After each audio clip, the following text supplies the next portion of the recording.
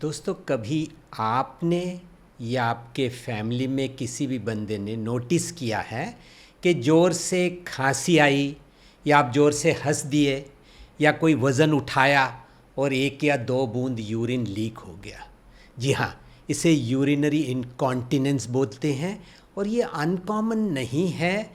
काफ़ी सारे मरीज़ हमारे पास आते हैं जो before they reach the toilet 1 या 2 बूंद यूरिन निकल जाता है। मैं डॉक्टर उमेश खन्ना किडनी और यूरिन के स्पेशलिस्ट हूँ और आज हम इस बात का खुलासा करेंगे कि ये जो यूरिन लीक होना क्यों होता है, नॉर्मल क्या है और एबनॉर्मल क्या है। अगर आपको ये वीडियो पसंद आए तो प्लीज़ लाइक कीजिए और शेयर कीजिए अपने दोस्तों। ये यूरिनरी इनकॉन्टिनेंस क्या चीज़ है? अगर उसको ध्यान से देखेंगे कि यूरिन पैसेज कैसे होता है तो ब्रेन से इम्पल्सेस आती हैं कि भी हमें अभी यूरिन पास करना चाहिए। वो इम्पल्सेस स्पाइनल कॉर्ड से जाके ब्लैडर की नर्व्स तक पहुंचती हैं, सिग्नल आता है, हम टॉयलेट सीट पर बैठे हैं तो हमारा एक वाल्व खुल जाता है और ब्लैडर कॉन्ट्रैक्ट करता है और यूरिन बाहर आ जाती है। ये वाल्व जो है ये टाइट रहता है। इस वाल्व में अगर थोड़ी भी लूजनेस आ जाए तो जब तक हम वहाँ पहुँचेंगे यूरिन लीक हो जाता है। इसी को इनकॉन्टिनेंस बोलते हैं। तो ये इनकॉन्टिनेंस कई टाइप की होती है। एक होती है स्ट्रेस इनकॉन्टिनेंस। स्ट्रेस इनकॉन्टिनेंस का मतलब हम खांसते हैं, हंसते हैं, छींक आती है या कोई वज़न उठाते हैं तब यूरिन लीक हो। ये इनकॉन्टिनेंस फीमेल्स में थोड़ी ज़्यादा मात्रा में होती हैं, खास करके प्रेगनेंसी डिलीवरी के बाद, मेनोपॉज के बाद किसी कारण से जो वाल्व है वो थोड़ा सा लूज़ हो जाता है और वो कंट्रोल कम हो जाता है, इसीलिए कई बार वो यूरिन लीक हो जाता है। ये स्फिंक्टर या वाल्व लूजनिंग की वजह से स्ट्रेस इनकॉन्टिनेंस हो जाता है। दूसरे प्रकार की इनकॉन्टिनेंस को कहते हैं अर्ज इनकॉन्टिनेंस। अर्ज इनकॉन्टिनेंस का मतलब है कि इतना ज़ोर से अर्ज आती है यूरिन पास करने की या पी करने की कि वहाँ तक पहुँचने से पहले ही निकल जाता है। अर्ज इनकॉन्टिनेंस का कॉमनेस्ट रीज़न है यूरिनरी ट्रैक इन्फेक्शन, यानी वो जर्म्स जो अंदर चले जाते हैं ब्लैडर को, उसमें सूजन होती है और उस सूजन की वजह से ब्लैडर की होल्डिंग कैपेसिटी कम हो जाती है।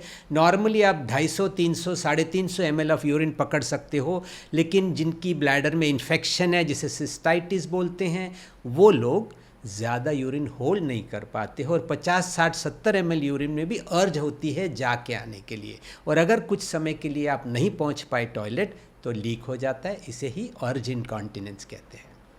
इसके अलावा some females due to menopause के बाद थोड़ा सिनाइल वेजिनाइटिस और सिनाइल यूरेथ्राइटिस की वजह से, उम्र की वजह से कई बार holding capacity of the bladder कम हो जाती है तो अर्ज जल्दी होती है।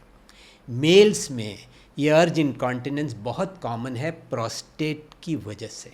एल्डरली पीपल जिस बीमारी, इसको हम लुट्स बोलते हैं, लोअर यूरिनरी ट्रैक सिम्टम्स, यानी वो प्रोस्टेट अलाउ ही नहीं करता ज़्यादा यूरिन होल्ड करने का, उससे पहले ही इरिटेट करता है यूरेथ्रा को, जिसकी वजह से अर्ज होती है यूरिन पास करने के लिए।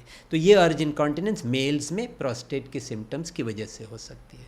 इसके अलावा अनकॉमन सिम्टम दूसरे भी होते हैं, जैसे ब्लैडर स्टोन हो तब हो सकता है, कैंसर की सिचुएशन में कई बार हो जा सकता है, ब्लैडर कैंसर की वजह से। ये अनकॉमन सिचुएशंस है।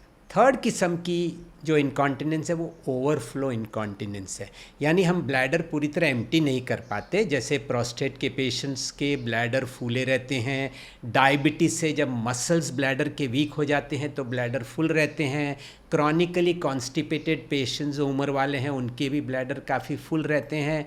तो जब वो एम्प्टी नहीं होते तो ओवरफ्लो हो जाता है और कुछ ड्रॉप्स लीक हो जाते हैं, जिसे ओवरफ्लो इनकॉन्टिनेंस कहते हैं। एंड लास्टली आइटम है जिसे फंक्शनल इनकॉन्टिनेंस कहते हैं, यानी किसी भी कारण से हम या तो पैरालाइज्ड हैं या फ्रैक्चर है या पेन्स इतने ज़्यादा हैं, एक्स हैं, उम्र ज़्यादा है, पार्किंसन है, तो बाय द टाइम वो टॉयलेट तक पहुंच पाते हैं समय इतना निकल जाता है कि यूरिन लीक हो जाता है।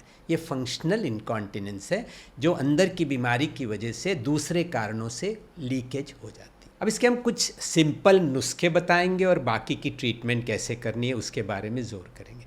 सिंपल नुस्खा ऐसा है कि थोड़े जिनको लीकेजेस ज़्यादा हैं उन्हें लाइफस्टाइल चेंजेस ऐसी करनी है कि पानी की मात्रा थोड़ी कम लेनी है, बाहर जाने से पहले कम पानी पीना है, रात को सोने से पहले कम पानी पीना है, दिन में जब वो घर में है टॉयलेट के नज़दीक हैं नॉर्मल पानी पी सकते हैं। अगर आपको पता है कि लीकेजेस ज़्यादा होते हैं तो हर 2-2 ढाई घंटे में नॉर्मली आप टाइम कर सकते हैं आपकी विजिट टू द टॉयलेट, जिसको टाइम्ड एम्प्टिंग ऑफ ब्लैडर बोलते हैं। ये भी हेल्प करेगा क्योंकि यूरिन इन्फेक्शन और कॉन्स्टिपेशन काफ़ी कॉमन रीज़न है, तो कॉन्स्टिपेशन को ट्रीट करना है विद लैक्सेटिव या फाइबर, और यूरिन इन्फेक्शन यूरिन टेस्ट करके अगर पता चले तो उसे हम एंटीबायोटिक्स के ज़रिए ट्रीट कर सकते हैं और वो अर्ज इनकॉन्टिनेंस ईजिली ठीक हो जाती है। और फ्रेंड्स, मेल्स में जब प्रोस्टेट की ग्रंथि बड़ी हो जाती है और ये सिम्टम्स आते हैं तो उसकी मेडिकेशन अवेलेबल है जिसके ज़रिए उस वाल्व के ऊपर कंट्रोल किया जा सकता है और ये अर्ज इनकॉन्टिनेंस या ओवरफ्लो इनकॉन्टिनेंस के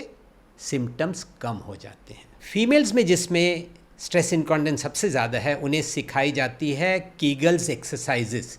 जब हम टॉयलेट आई होती है तो हम कैसे रोकते हैं, ऐसा एक्शन करना है, अपने एनल स्फिंक्टर को खींचना है ऊपर और छोड़ना है। इस प्रकार के कीगल्स एक्सरसाइज से हमारा पेल्विक फ्लोर मसल्स स्ट्रॉन्ग हो जाते हैं और स्ट्रेस इनकॉन्टिनेंस कम हो जाती है। तो अगर ये सिंपल प्रैक्टिसेस काम नहीं करेंगी तो आपको डेफिनेटली डॉक्टर्स के पास जाके उसका डायग्नोस करना है, जैसे urine routine, sonography, blood sugar, gynaec assessment.